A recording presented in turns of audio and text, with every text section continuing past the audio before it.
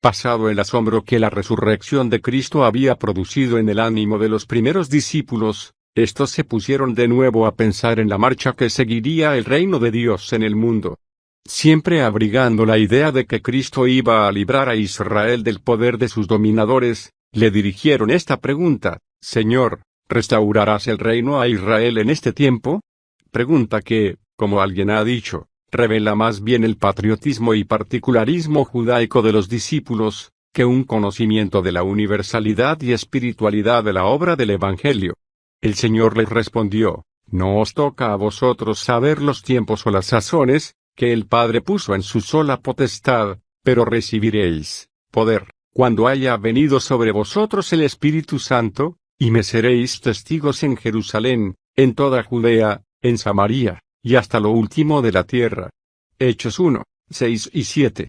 San Lucas, que relata este diálogo, dice que Jesús, habiendo dicho estas cosas, fue alzado, y una nube le recibió y le quitó de los ojos de los discípulos. La misión de los cristianos no sería la de especular sobre acontecimientos, no les tocaba enredarse en cuestiones de fechas, de años, meses y días. La misión que se les encomendaba era la de ser testigos. Tenían que ser testigos de lo que Cristo había sido en el mundo, testigos de su vida santa y de su pureza perfecta, testigos de las señales, prodigios y maravillas que había obrado, y sobre todo testigos de su gloriosa resurrección de entre los muertos. Este testimonio lo darían no solo en el suelo natal.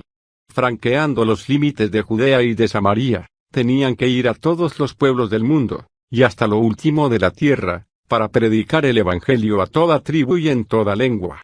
Detengámonos ahora para lanzar una mirada sobre el mundo de aquel entonces, y recordar brevemente cuáles eran las ideas religiosas y filosóficas más populares de los pueblos ante quienes tenían que ser testigos. Ideas religiosas y filosóficas. En materia religiosa, los judíos eran los más adelantados del mundo. Poseían los divinos oráculos del Antiguo Testamento. El culto mosaico era la expresión religiosa más perfecta a que habían llegado los hombres. Los profetas habían anunciado el advenimiento de un Mesías, y la esperanza de Israel estuvo durante largos siglos fija en el cumplimiento de esta promesa. El judaísmo se hallaba dividido en tres ramas: fariseísmo, saduceísmo y esenismo. Los fariseos eran los ortodoxos de la nación. Para ellos la religión consistía en el cumplimiento estricto y legal de ritos y ceremonias. Sumamente orgullosos de la posición que asumían, se ligaban a prácticas externas, murmuraban sus oraciones, multiplicaban sus ayunos, ensanchaban las filacterias, es decir, las cintas con textos bíblicos escritos que se ceñían en la frente, y hacían gran alarde de una piedad que estaban muy lejos de poseer interiormente. Tenían mayoría en el Sanedrín, el Congreso de los Judíos, y ejercían más influencia sobre el pueblo que otros partidos. Los saduceos, o discípulos de Sadoc, formaban la minoría de oposición. Rechazaban las tradiciones que imponían los fariseos, así como los libros de los profetas, admitiendo solo los 5 libros de la ley. Negaban la vida futura, la inmortalidad del alma, y la existencia de ángeles y espíritus. Eran poco numerosos y de poca influencia. Los esenios eran una especie de monjes que, unos 2 siglos antes de Cristo, buscaron en las soledades del Mar Muerto un refugio donde estar al abrigo de la corrupción reinante. De ahí se extendieron también a otros de Palestina. Vivían en el celibato, sumidos en un profundo misticismo, llevando una vida contemplativa y en completo antagonismo con la sociedad. Sin suprimir en absoluto la propiedad individual, vivían en comunidad. Eran industriosos, caritativos y hospitalarios. Por otra parte estaba el mundo pagano. Grecia y Roma aún en los mejores días de su gloria no pudieron librarse del culto grosero que se denomina paganismo. Este culto variaba mucho según las épocas y los países que lo profesaban, de modo que se requerirían muchos volúmenes para describirlo. En los días de los apóstoles y en los países donde ellos iban a actuar, consistía en la adoración de dioses imaginarios que representaban por medio de estatuas a las que el vulgo y los sacerdotes atribuían poderes sobrenaturales. En Grecia la divinidad principal era Zeus, a quien llamaban padre de los dioses, y fecundador de la tierra. Residía en las nubes y en el Olimpo junto con una multitud de semidioses y héroes. En Roma era Júpiter el que ocupaba el primer lugar. Lo miraban como al dios del cielo y de la tierra y creían que de su voluntad dependían todas las cosas. La idea de la moral no estaba para nada en el culto pagano. Los dioses eran solamente hombres y mujeres de gran tamaño y dotados de mucha fuerza. Eran grandes en poder y también grandes en crímenes y pasiones. Júpiter era adúltero e incestuoso. Venus era la personificación de la voluptuosidad y de la belleza carnal. Baco representaba las ideas del placer, de la alegría, de las aventuras, y de los triunfos ganados con facilidad. Tertuliano, escribiendo a los paganos, les dice que el infierno está poblado de parricidas, ladrones, adúlteros, y seres hechos a semejanza de sus dioses. Cada nación y cada provincia tenían sus dioses favoritos. Había dioses de las montañas y de los llanos, dioses de los mares y la tierra, dioses de los bosques y de las fuentes, dioses celestiales, terrenales e infernales. En Roma se adoraban las imágenes de los emperadores. Se levantaban templos y altares para conmemorar sus grandezas. Calígula, el infame, se proclamó a sí mismo un dios, y Roma lo adoraba como tal. Finalmente Roma se adoraba a sí misma, y se hacía adorar por los pueblos que subyugaba. Era a la vez idólatra e idolatrada. Pero en medio de este desorden hubo algunos filósofos que alcanzaron a entrever cosas mejores. No todos se contentaron con las viandas mal servidas del paganismo. Recordemos aquí algunos de estos sabios. Sócrates fue el más sabio y el mejor de los filósofos paganos. Tal vez ningún otro gentil estuvo tan cerca de la verdad como él. Tenía un profundo y sincero sentimiento de su ignorancia. Le animaba una sublime resignación, y en los momentos tristes de su vida disfrutó de la calma que produce la esperanza de la vida futura. No hubo pagano que tanto se acercara al espíritu del Evangelio que Cristo predicó 4 siglos después. Platón. Este ilustre discípulo de Sócrates, intelectualmente remontó a alturas nunca sospechadas ni aún por su maestro. Supo juntar los elementos producidos por la brillante inteligencia de Sócrates, y combinándolos con los suyos propios, formó el sublime sistema de filosofía universal que figura como el esfuerzo más heroico hecho por la mente humana. Enseñó que el bien supremo reside en la divinidad y que el alma humana puede ponerse en contacto con ella. Aristóteles creó un sistema que tuvo gran influencia y contribuyó grandemente a difundir estos conocimientos, elevando el nivel intelectual de su época. Fue el último de los grandes filósofos y con su muerte se extinguió aquel foco de sabiduría que durante varios siglos estuvo encendido en la antigua Grecia. Cuando San Pablo dice que la sabiduría de este mundo es necedad para con Dios, no se refiere a los sabios del tipo que hemos mencionado, sino a los numerosos sofistas y hombres superficiales, que alimentan el orgullo de una vana filosofía. Los cristianos, pues, tenían que ser testigos de su Señor y Maestro en medio del formalismo, del orgullo judaico, y en un mundo sumido en el más grosero y absurdo paganismo. Ese era el inmenso campo de batalla donde pelearía la buena pelea de la fe. Testigos en Jerusalén. Era menester empezar a dar testimonio en la ciudad que, enfurecida, había pedido la muerte del Hijo de Dios.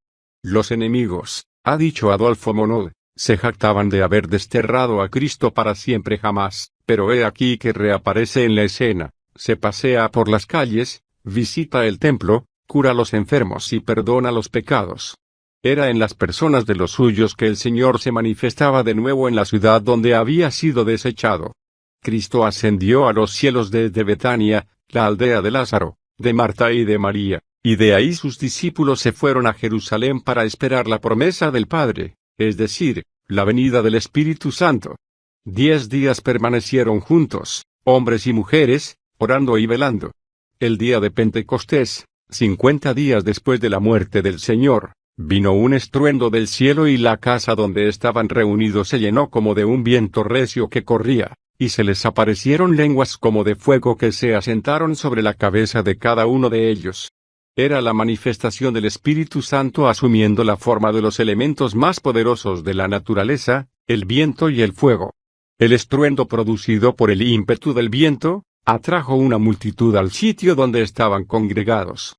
Como eran los días de una de las grandes solemnidades, se hallaban reunidos en Jerusalén judíos venidos de todos los países.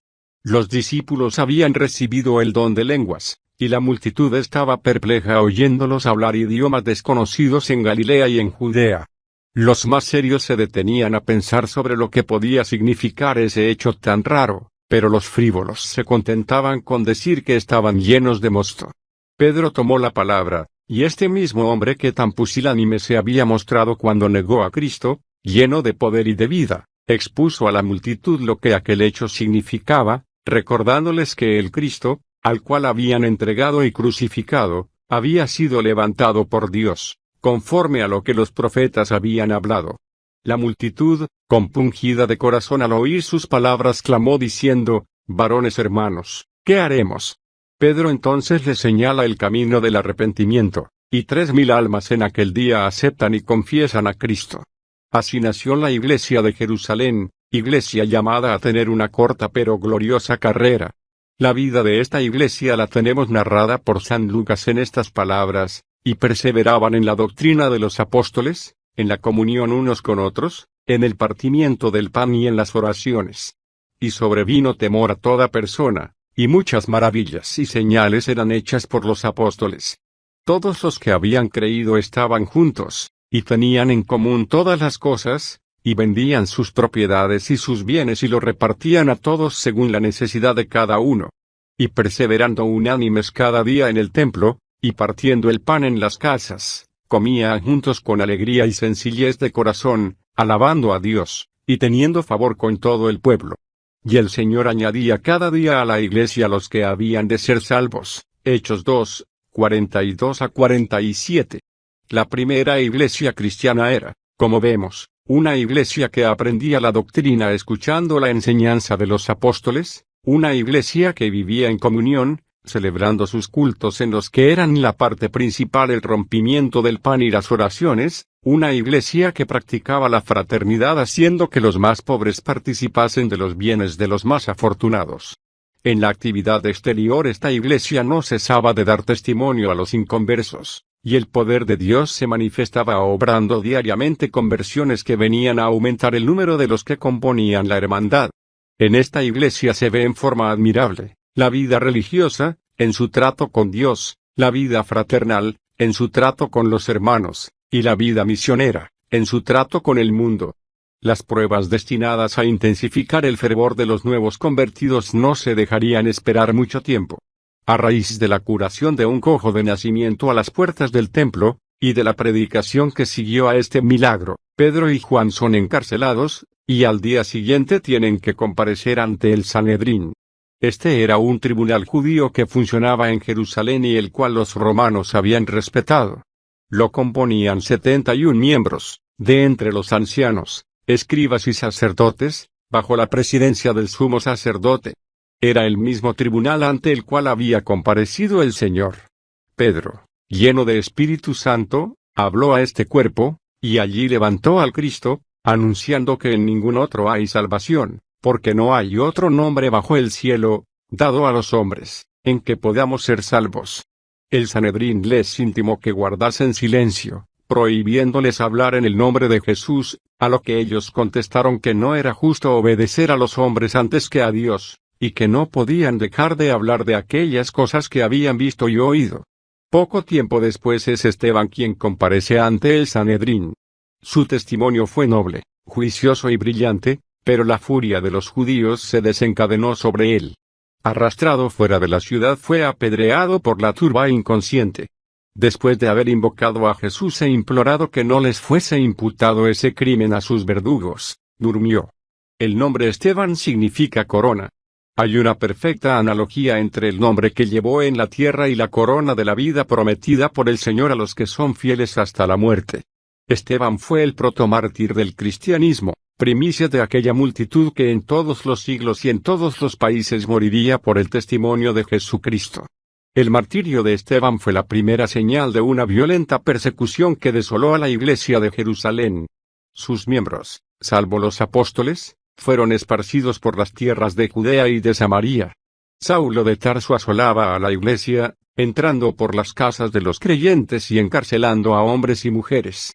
Jacobo, hermano de Juan, murió mártir, cayendo bajo el cuchillo de Herodes.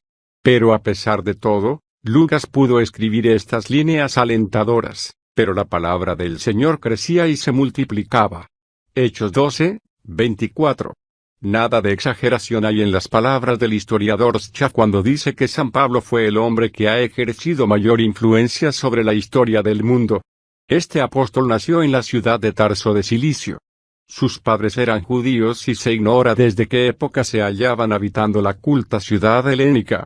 Si cuando Saulo se convirtió tenía, como es probable, unos 30 años, y si este hecho ocurrió alrededor de los años 36 o 37 de la era cristiana, podemos fijar la fecha de su nacimiento, más o menos por el año 7, cuando Jesús contaba unos 10 u 11 años de edad, y vivía en Nazaret con sus padres.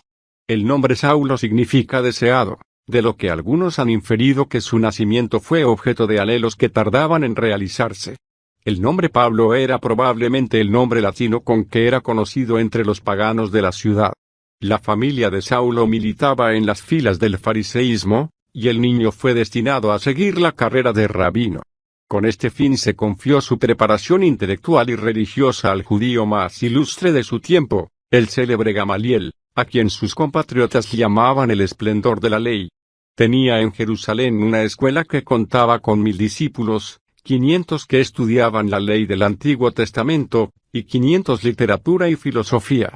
El consejo prudente que dio al Sanedrín, cuando comparecieron los apóstoles, Hechos 5, 34 a 40, es un rasgo de la sabiduría que le caracterizaba. Pablo nos da cuenta de su educación a los pies del gran maestro, para quien siempre conservó la mayor veneración y estima. Hechos 22, 3. Además de sus estudios teológicos, Saulo tuvo que aprender un oficio manual. El mismo Gamaliel decía que el estudio de la ley, cuando no iba acompañado del trabajo, conducía al pecado. Los rabinos tenían que hallarse en condición de enseñar gratuitamente cuando fuese necesario, y por eso siempre adquirían un oficio con el cual poder ganar la vida. Saulo aprendió a coser tiendas, y sabemos cuán útil le fue este conocimiento cuando se vio privado de las riquezas terrenales que abandonó por amor a Cristo.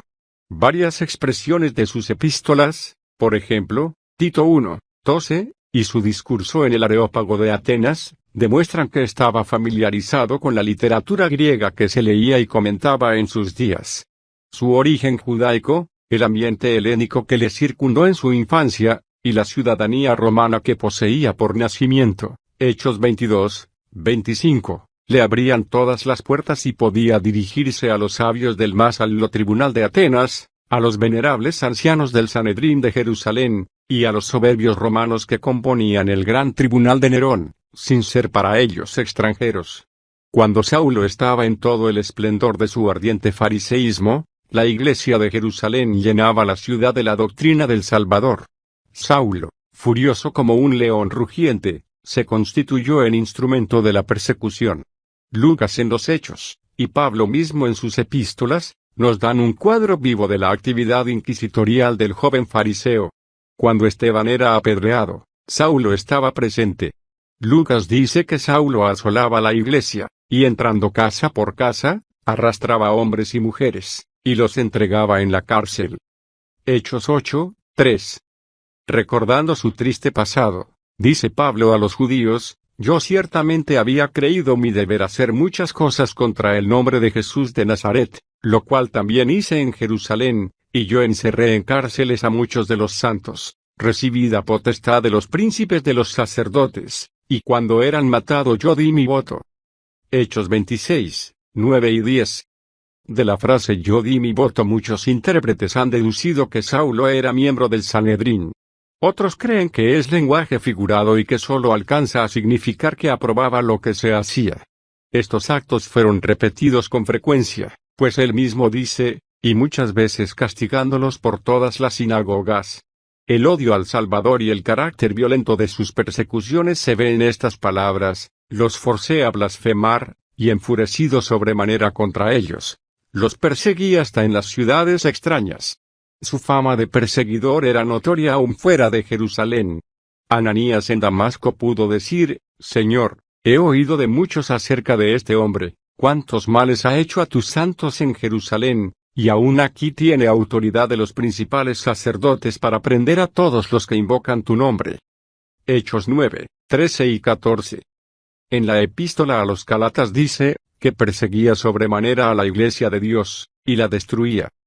Gálatas 1, 13. En Filipenses 3, 6, se llama a sí mismo perseguidor de la iglesia. Digamos, sin embargo, con F. Godet, que Saulo persiguió con maldad, pero no por maldad. Le animaba la mejor intención del mundo, y creía estar sirviendo a Dios cuando defendía la teocracia, la ley y el templo. Yendo Saulo ocupado en su tarea de perseguidor de los santos, Jesús le salió al encuentro en el camino de Jerusalén a Damasco, y le dijo: Saulo, Saulo, ¿por qué me persigues? Una luz superior a la del sol lo envolvió y él cayó herido de ceguera a causa del gran resplandor que había visto. Al caer Saulo, cayó juntamente todo el edificio de su fariseísmo, y la ceguedad que le hirió, dijo Crisóstomo, fue necesaria para que pudiese alumbrar al mundo. La conversión repentina de Saulo es una de las grandes pruebas del cristianismo. La crítica racionalista ha ensayado todas las explicaciones imaginables, pero tanto el genio y sutileza de Renan, como el de todos los que han pensado como él, han tropezado con dificultades nunca sospechadas, y se han visto vencidos por la realidad incontestable de un milagro evidente, hasta tener que llegar a la conclusión del alemán Baur, quien dijo: no se llega por ningún análisis psicológico ni dialéctico a sondear el misterio del acto por el cual Dios reveló su Hijo a Pablo. El tímido redil del Señor no podía creer que el león se había convertido en cordero, pero la oportuna intervención de Bernabé hizo que Saulo fuese recibido por los apóstoles y reconocido como uno de los que habían pasado de muerte a vida. Saulo estuvo algunos días con los discípulos en Damasco, luego pasó un período de 3 años en Arabia, volvió a Damasco, visitó a Jerusalén y a Tarso, y después le hallamos en Antioquía, de donde irradiaría la luz suave y bienhechora del Evangelio a todas partes del Imperio Romano. San Lucas nos da cuenta de sus viajes atrevidos, largos y frecuentes. En completa sumisión al Señor, iba Pablo, de ciudad en ciudad, predicando a Cristo crucificado. A veces su permanencia en un lugar era cosa de días, a veces de años enteros. Bernabé, Silas, Marcos, Timoteo, Lucas y otros le acompañaban en estas expediciones misioneras. Lo hallamos en Tesalónica, en Corinto, en Atenas, en Éfeso, en Jerusalén, y finalmente en Roma.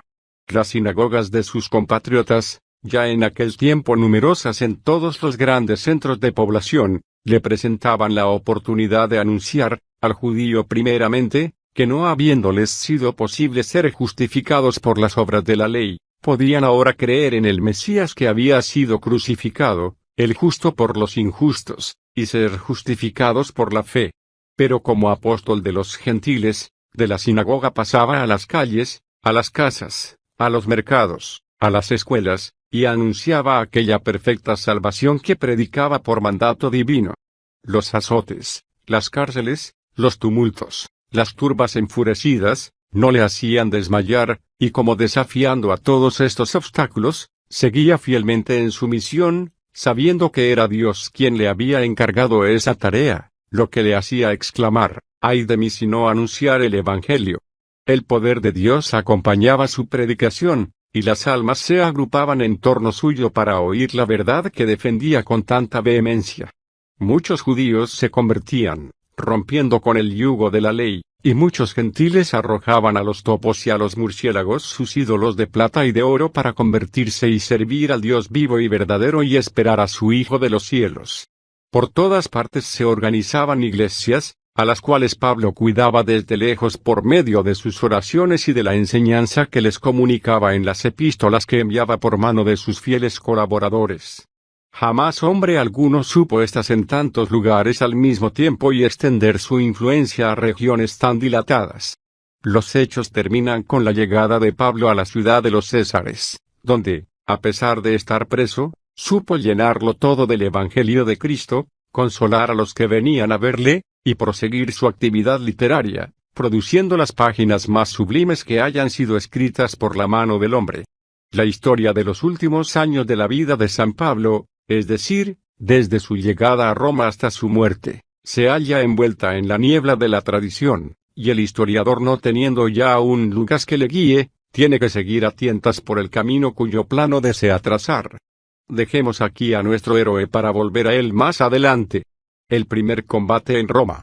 Nunca ha podido comprobarse quiénes fueron los primeros que sembraron en Roma la simiente del Evangelio, pero como esta ciudad era del centro a donde iban a parar todas las cosas buenas y malas que producía el mundo, no está fuera de lugar suponer que algunas personas que conocieron el camino de la vida en Oriente, habiéndose radicado en Roma, por razones de comercio y de trabajo, fueron los primeros en dar testimonio y ser el principio de la fundación de una iglesia cristiana. Los sostenedores del papado han hecho esfuerzos para demostrar que San Pedro llegó a Roma por el año 42, siendo Claudio emperador, donde hubiera permanecido 25 años, y atribuyen a sus trabajos apostólicos el origen de la iglesia en esa ciudad. La mayoría de los escritores católicos, serios, dice F. Godet, e independientes, combaten hoy día la idea de la permanencia de Pedro en Roma bajo el reinado de Claudio. Duchesne, en su obra famosa puesta en el índice, a pesar de su predisposición al romanismo, como fiel historiador dice, ¿por qué manos fue arrojada la simiente divina en esta tierra, Roma, en la cual tenía que dar frutos tan prodigiosos? Probablemente siempre lo ignoraremos.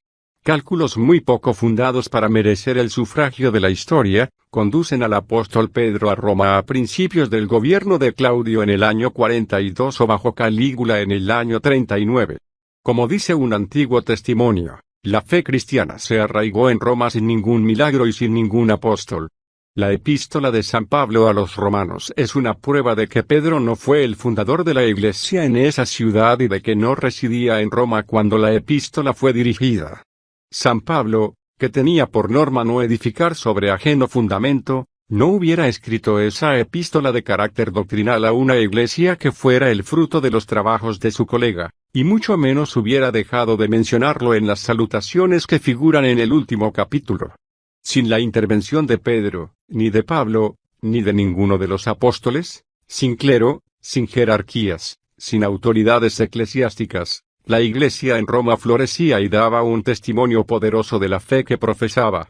Por todas partes se extendía su fama, y una propaganda activa se llevaba a cabo en aquel foco de idolatría y corrupción. La llegada de Pablo, aunque prisionero, contribuyó a que muchos fuesen ganados al Señor, lo que le permitió que desde el pretorio pudiese escribir estas palabras a los cristianos de Filipos: las cosas que me han sucedido, han redundado más bien para el progreso del Evangelio. Renan describe así los adelantos del cristianismo en Roma: los progresos eran extraordinarios, hubiérase dicho que una inundación, largo tiempo detenida, hacía al fin su irrupción. La iglesia de Roma era ya todo un pueblo. La corte y la ciudad empezaban ya seriamente a hablar de ella. Sus progresos fueron algún tiempo la conversación del día. En cuanto al populacho, agrega el mismo autor, soñaba con hazañas imposibles para ser atribuidas a los cristianos. Se les hacía responsable de todas las calamidades públicas. Se les acusaba de predicar la rebelión contra el emperador y de tratar de amotinar a los esclavos. El cristianismo llegaba a ser en la opinión lo que fuera el judío en la Edad Media, el emisario de todas las calamidades, el hombre que no piensa más que en el mal, el envenenador de fuentes, el comedor de niños, el incendiario. En cuanto se cometía un crimen, el más leve indicio bastaba para detener a un cristiano y someterlo a la tortura. En repetidas ocasiones, el nombre de cristiano bastaba por sí solo para el arresto. Cuando se les veía alejarse de los sacrificios paganos, se les insultaba. En realidad la era de las persecuciones estaba ya abierta. Los romanos hasta entonces no se habían levantado contra los cristianos. Para ellos el cristianismo era una secta judía, y como el judaísmo era lícito, no hallaban motivos para molestar al nuevo partido. Pero bien pronto las cosas cambiarían de tono. Vemos los acontecimientos que precedieron y prepararon la violenta tempestad que iba a desencadenarse sobre la iglesia de Roma. El año 54 subió al trono Nerón, cuando solo contaba 17 años de edad. Las intrigas de su madre Agripina le pusieron al frente de los destinos del mundo. Desde un principio reveló un carácter extravagante que ha permitido que se dijera de él, que era un personaje carnavalesco, una mezcla de loco y de bufón, revestido de la omnipotencia terrenal y encargado de gobernar al mundo. Para él la virtud era una hipocresía, y en el mundo no había o irá cosa de valor sino el teatro, la música y las artes. Era un desgraciado embriagado de su propia vanagloria, consagrado a buscar los aplausos de una multitud de aduladores. Formó la compañía llamada de los Caballeros de Augusto, cuya misión era la de seguir al loco emperador a todos sus actos de exhibición, y aplaudir cualquier travesura que imaginase. Roma vio a su emperador ocupado en la tarea de conducir carros en el circo, cantar y declamar en las tribunas, y disputarse los premios musicales. Salía a pescar con redes de oro y cuerdas de púrpura, y para ganar mayor popularidad hacía viajes por las provincias con el único fin de exhibir en los teatros sus dotes de artista y declamador. A estos actos de locura hay que añadir otros de crueldad, tales como el asesinato de su propia madre Agripina y el de su esposa Octavia, y la muerte de la bella Popea, a la que mató de un puntapié en el vientre. El pueblo, por su parte, seguía entusiasta las locuras de Nerón. Ya no se contentaba con oír a los artistas declamar sobre cosas obscenas, quería verlas representadas en cuadros vivos, y las multitudes de Roma, hombres y mujeres, llenaban los centros de espectáculos escandalosos. La corrupción no podía ser más espantosa. La gloria del teatro llegó a ser, en aquellos días de decadencia, la mayor gloria a que podían aspirar los romanos. El circo, donde luchaban hombres y fieras, era el centro de la vida. El resto del mundo solo había sido hecho para dar mayor esplendidez a los torneos. El soberano presidía todas las fiestas, y consideraba que esa era su principal ocupación y su mayor gloria. En Roma solo se hablaba de la fiesta que había terminado y de la que seguiría inmediatamente. La vida era para todos solo una larga y fuerte carcajada. Pero Nerón tenía también gusto artístico, y aspiraba a transformar la ciudad. Sus planes eran tan vastos que todo lo que había le estorbaba. Quería hacer una ciudad nueva que marcase una nueva época en la historia, y que llevase su nombre, Nerópolis. La morada imperial la encontraba muy estrecha. Deseaba verla desaparecer, pero no pudiendo llegar a tanto, se ocupó en transformarla. Quería sobrepasar a los palacios fabulosos de las leyendas asirias. La llenó de parques inmensos, y de pórticos de dimensiones increíbles, y de lagos rodeados de ciudades fantásticas. Pero todo eso no le bastaba y quería que su morada pudiese ser llamada la Casa de Oro. Para llevar a Roma la idea que ardía en su candente imaginación, tenía que hacer desaparecer templos que eran mirados como sagrados, y palacios históricos que jamás Roma hubiera permitido tocar. ¿Cómo hacer desaparecer esos obstáculos? Nerón concibió la tremenda idea de incendiar la ciudad. Un voraz incendio, que se manifestó simultáneamente en muchas partes de la ciudad, convirtió a Roma en una inmensa hoguera, el 19 de julio del año 64. Las llamas, devorando todo lo que encontraban, subían las colinas y descendían a los valles. El Palatino, el Velabro, el Foro, los Cariños, sufrieron los desastrosos efectos del incendio. El fuego seguía su marcha atravesando la ciudad en todas direcciones, y durante 6 días y 7 noches caían miles de edificios que quedaban reducidos a escombros. Los montones de ruinas detuvieron el fuego, pero volvió a reanimarse y prosiguió 3 días más. Los muertos y contusos eran numerosísimos. Nerón, que se había ausentado para alejar las sospechas que caerían sobre él, regresó a tiempo para ver el incendio. Se dijo que desde las alturas de una torre, y vestido con traje teatral contempló el espectáculo, y cantó con la lira una antigua elegía. Si esto es leyenda, tiene el mérito de pintar el carácter diabólico de este hombre siniestro. Nadie se preguntaba quién era el autor del incendio. Las pruebas que hacían al emperador responsable eran más que evidentes.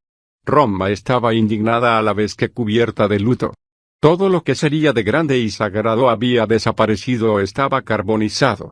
Las antigüedades más preciosas, las casas de los padres de la patria, los objetos sagrados, los arcos de triunfo, los trofeos de las victorias, el templo levantado por Evandres, el recinto sagrado de Júpiter, el palacio de Numa, en una palabra, todo se hallaba perdido o inutilizado. Nerón pensó entonces en hacer caer sobre otros la culpa que la opinión unánime hacía caer sobre él. Necesitaba víctimas, y su mente diabólica pensó en los cristianos. El público estaba predispuesto a cualquier acto hostil a la Iglesia, de modo que Nerón solo tuvo que encender la mecha para que estallara la bomba bien repleta de odio a los cristianos. Las clases cultas no creían que eran estos los autores del incendio, y de entre el populacho muy pocos lo creyeron, pero el mal no tenía remedio, de manera que había que conformarse con sacar el mejor partido posible, y nada más oportuno que hacer descargar el odio contra la secta despreciada. ¿No habían visto a los cristianos mirar con indiferencia los monumentos del paganismo? ¿No decían estos que todo estaba corrompido y que todo sería destruido por fuego? El pueblo desencadenó su furia contra los mansos y humildes discípulos del Salvador. Nunca se conocerá el número de víctimas que perecieron en esta persecución. Actos de la más brutal crueldad se llevaron a cabo con hombres y mujeres. Tácito, el historiador romano, ha descrito en sus anales el salvajismo y crueldad que deleitaron a la población. Los cristianos eran envueltos en pieles de animales y arrojados a los perros para ser comidos por estos, muchos fueron crucificados, otros arrojados a las fieras en el anfiteatro, para apagar la sed de sangre de 50.000 espectadores, y para satisfacer las locuras del emperador se alumbraron los jardines de su mansión con los cuerpos de los cristianos que eran atados a los postes revestidos de materiales combustibles, para encenderlos cuando se paseaba Nerón en su carro triunfal entre estas antorchas humanas, y la multitud delirante que presenciaba y aplaudía aquellas atrocidades. Concluyamos estos renglones diciendo con Tertuliano, que basta saber que Nerón haya despreciado al cristianismo, para estar cierto de que es bueno. Porque Nerón despreció todo lo bueno. Gracias por estar con nosotros en el estudio de la historia de la Iglesia cristiana y su marcha victoriosa en el tiempo. Hoy en día el Seminario Abierto fortalece a la Iglesia hispanoparlante